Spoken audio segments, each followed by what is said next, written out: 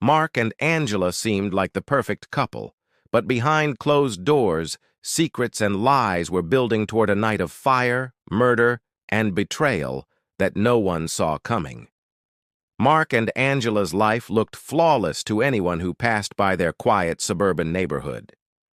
Their house was pristine, with freshly painted shutters and a neatly trimmed lawn, a perfect picture of stability and domestic harmony. Friends often remarked on how lucky they were, how enviable their lives seemed. Mark, with his broad shoulders and easy charm, worked as a contractor and had earned a reputation for being reliable and skilled.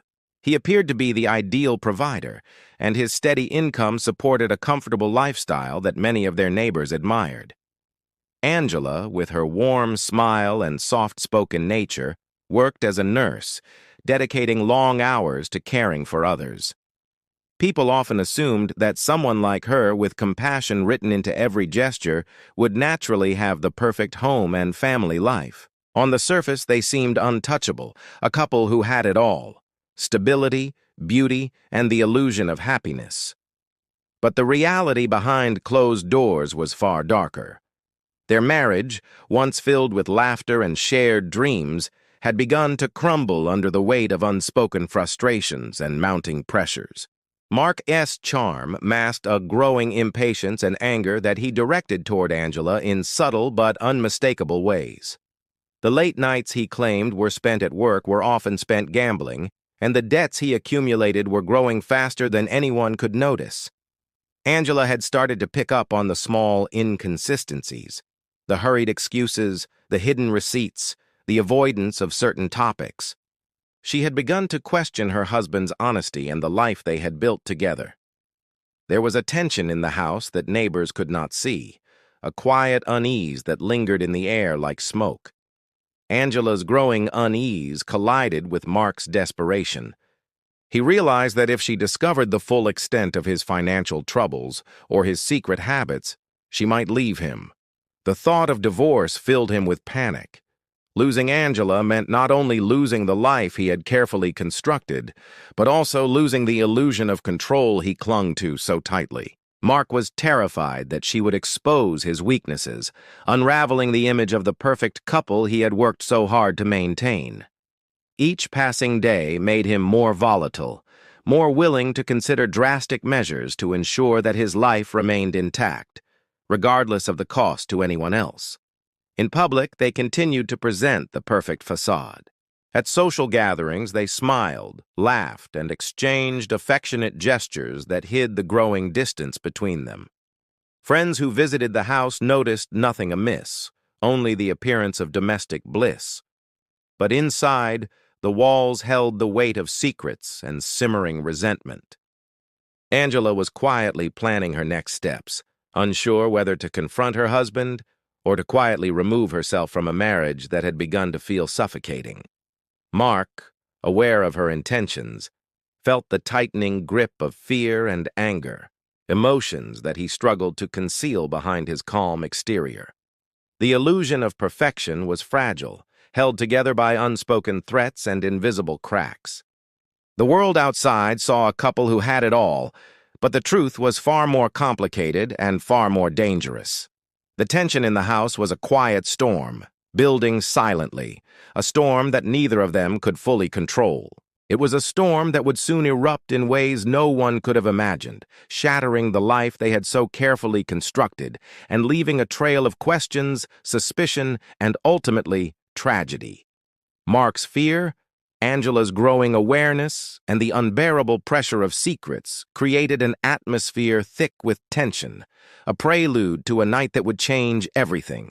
Every smile, every outwardly perfect gesture was now a mask for the brewing disaster, a disaster that had been quietly inching toward them for months, hidden behind the walls of a home that looked flawless, but was anything but safe.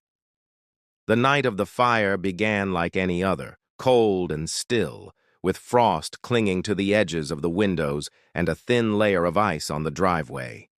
Inside the house, the tension between Mark and Angela had reached a silent peak.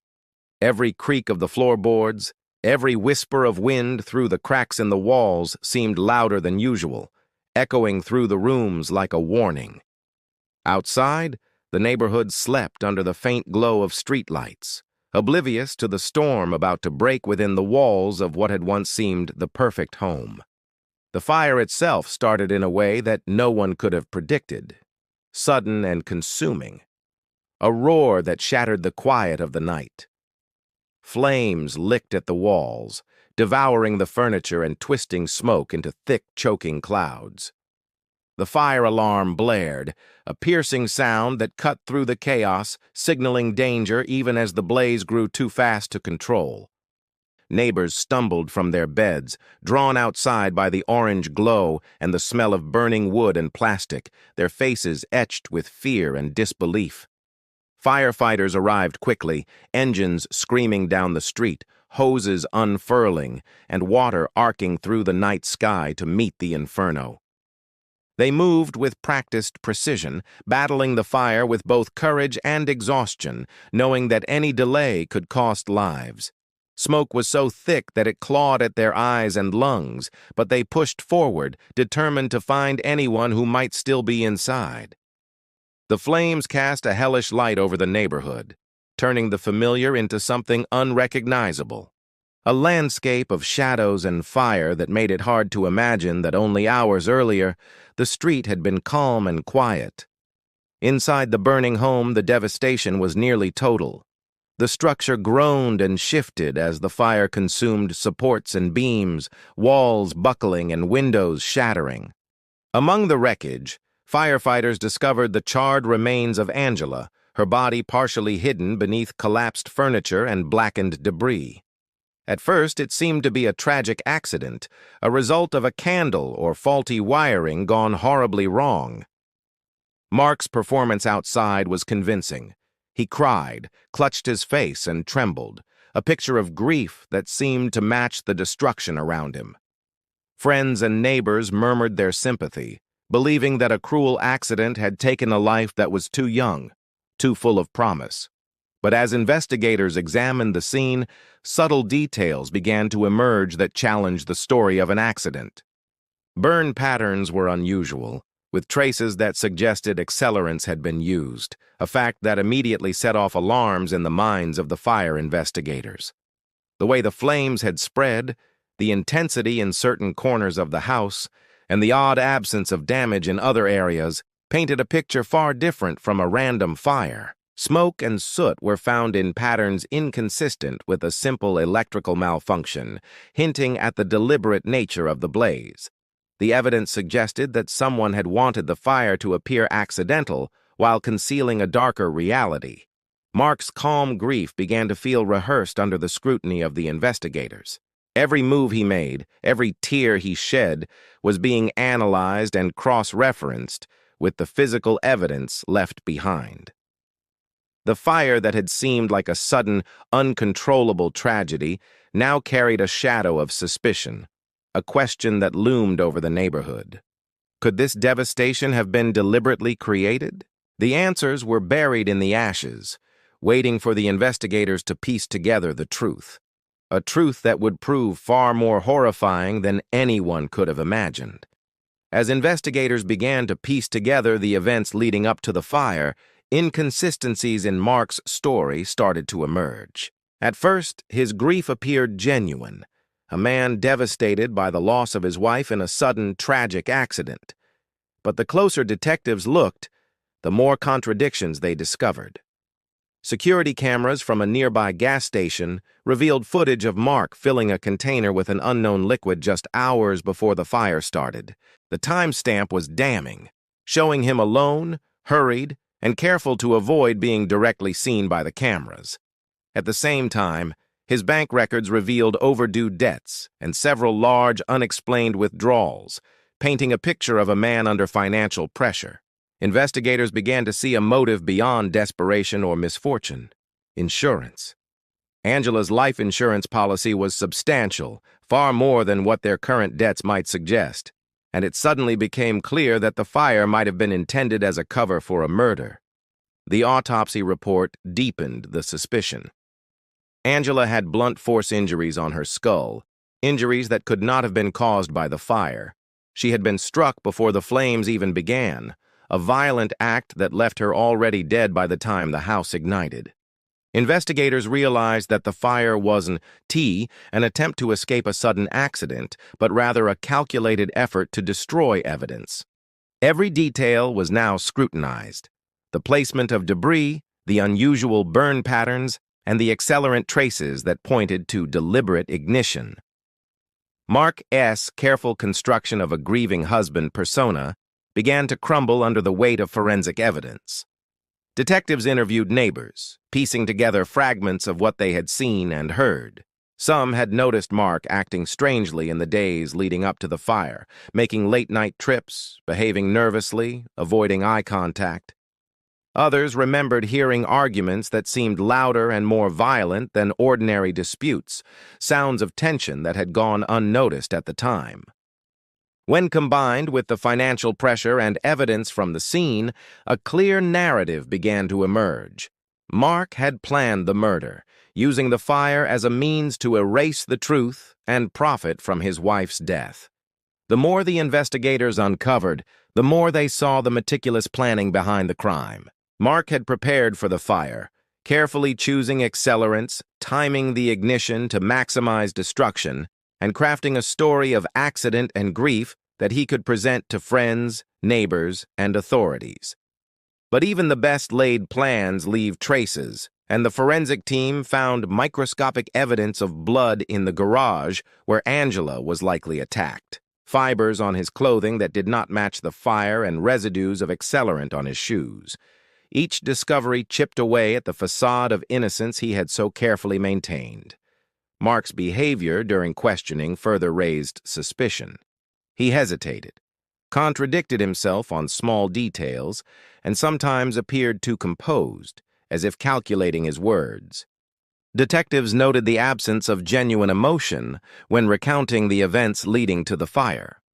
It became increasingly clear that he had not only committed murder, but had also attempted to manipulate everyone around him into believing it was a tragic accident. The investigation shifted from a fire investigation to a homicide case, focusing on motive, opportunity, and the deliberate destruction of evidence. As the truth began to surface, the case transformed into something far more chilling. What had initially appeared to be an unfortunate domestic tragedy now revealed itself as a premeditated act of violence, carefully concealed by deception and calculated fire. Mark's attempt to bury the truth was failing, and the evidence mounted steadily against him, pointing to a horrifying reality: the perfect husband. The grieving spouse was, in fact, the orchestrator of a crime meant to hide his darkest impulses.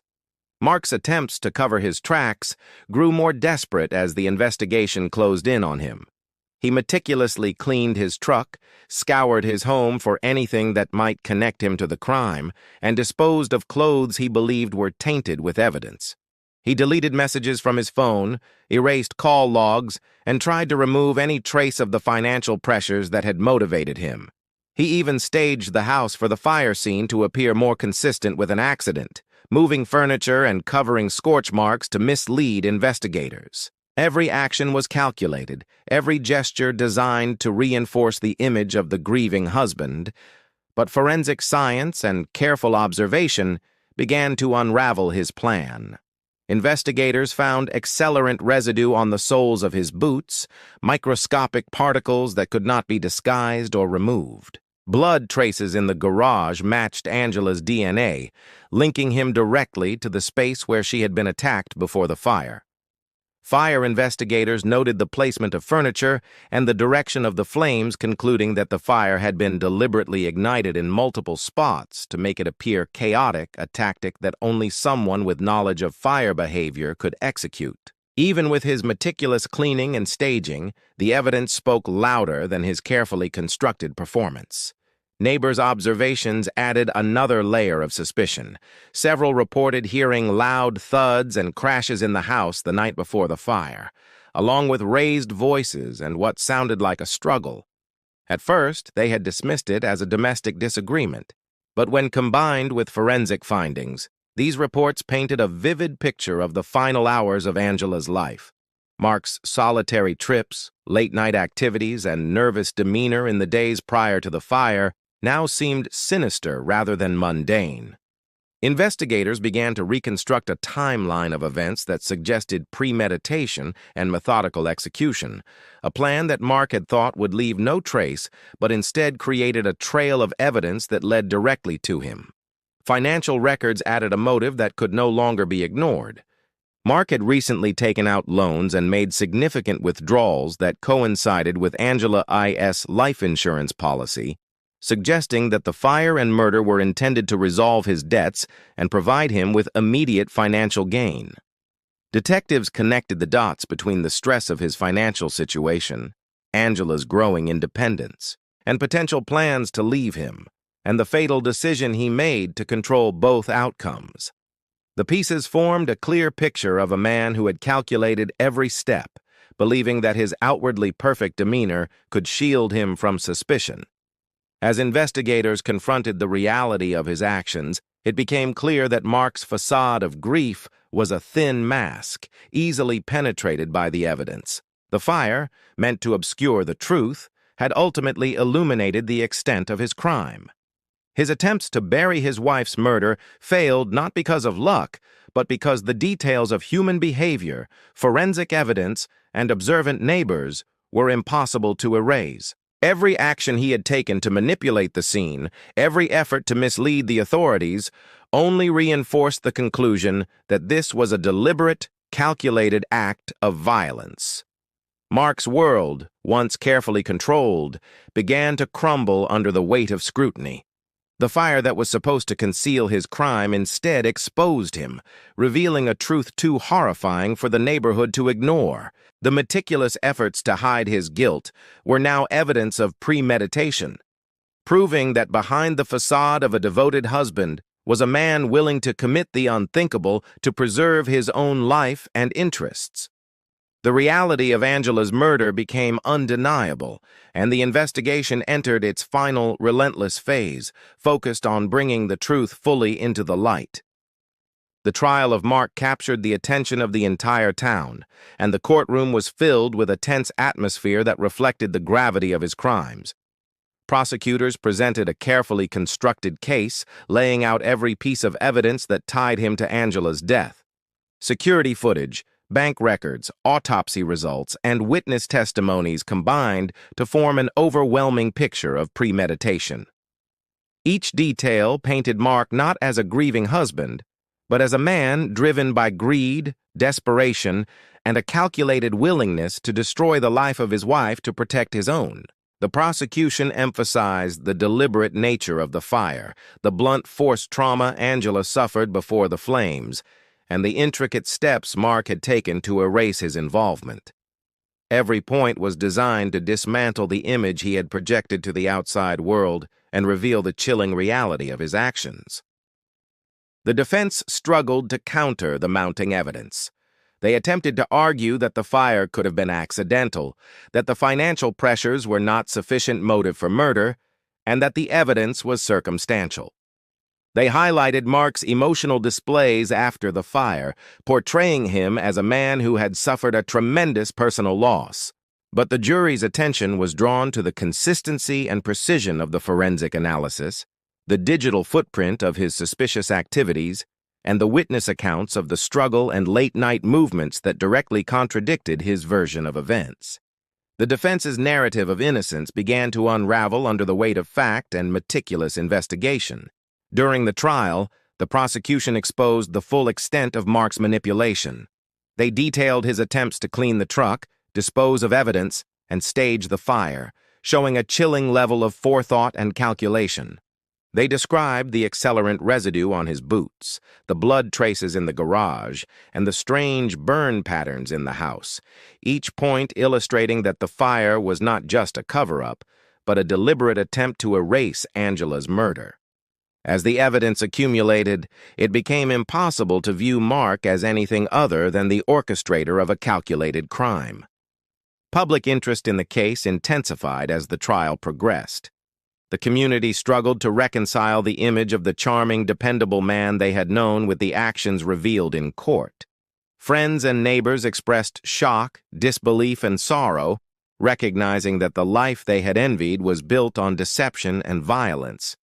The story of Angela S.'s death and the unraveling of Mark S.'s carefully constructed facade became a cautionary tale of appearances, deceit, and the hidden darkness that can exist behind closed doors. After weeks of testimony and deliberation, the jury reached a verdict. Mark was found guilty of first-degree murder, arson, and multiple related charges. The sentence was life in prison without the possibility of parole, ensuring that he would never again be able to manipulate or harm anyone else. The courtroom felt heavy with the weight of justice fulfilled, a stark contrast to the quiet chaos that had consumed the house months earlier. Angela's life, taken so violently, could not be restored, but the meticulous investigation and trial had uncovered the truth, exposing the darkness that had lurked beneath the surface of a seemingly perfect marriage. In the aftermath, the neighborhood struggled to move forward, haunted by the memory of the fire and the revelation that evil had hidden in plain sight. Mark's conviction served as a grim reminder that appearances can be deceiving and that justice, though delayed, can ultimately prevail. Angela's story, once overshadowed by a violent act meant to erase her, became a symbol of truth and resilience, a legacy that outlasted the fire and the man who sought to bury it. The case left an indelible mark on all who witnessed it, a chilling testament to the lengths some will go to protect themselves and the relentless pursuit of justice that can uncover even the darkest secrets.